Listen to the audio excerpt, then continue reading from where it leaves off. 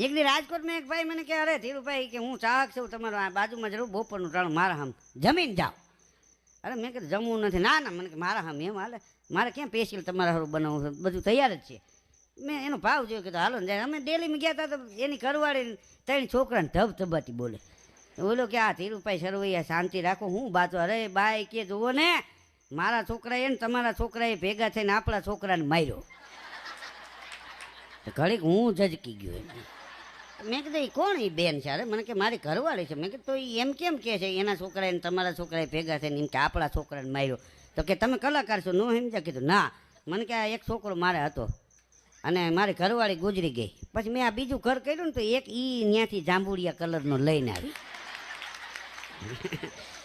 એટલે અહીંયા જે હતો એ મને કે મારો, એ ત્યાંથી લઈ આવી એ એનો, અને આ સટાપટાવાળી સડીવાળો રહ્યો ને એ અહીંયા આવીને થયો એ આપણો. પત્ની કે મારા બાપુજી ઉડતા પંખી પાડે એવા શિકારી છે. તો ઓલો કે પેલો શિકાર જ મારો કર્યો.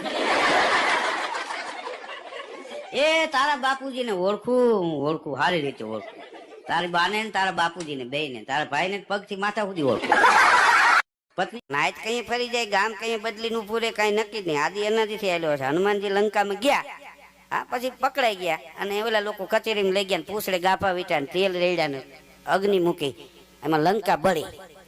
હનુમાનજી આવ્યા ને તો વાંજરા આવે વાહ ઠપકાર્યો કે એક જુવાને નાઈટને ઉજળી કરી નાખી, કે એક જ ગયો તો લંકા બાળી નાખી. વાહ વાહ, હા, વાહ વાહ મીંડ્યા કરવા. અને થોડાક દી પછી યુદ્ધ થયું, લક્ષ્મણજીને મૂર્છા આવી. વૈદને બોલાવ્યા, કાંઈક જડીબુટીનું નામ દીધું હતું કે એ તો ફલાણા પર્વતમાં છે. તો કોકે કીધું કે લંકામાં નથી, કે લંકામાં હતી પણ હનુમાને લંકા બાળીને એમાં ઔષધિ બળી ગઈ. તે નાઈટ ફરી ગઈ કે તને બાળવાનું કોને કીધું હતું?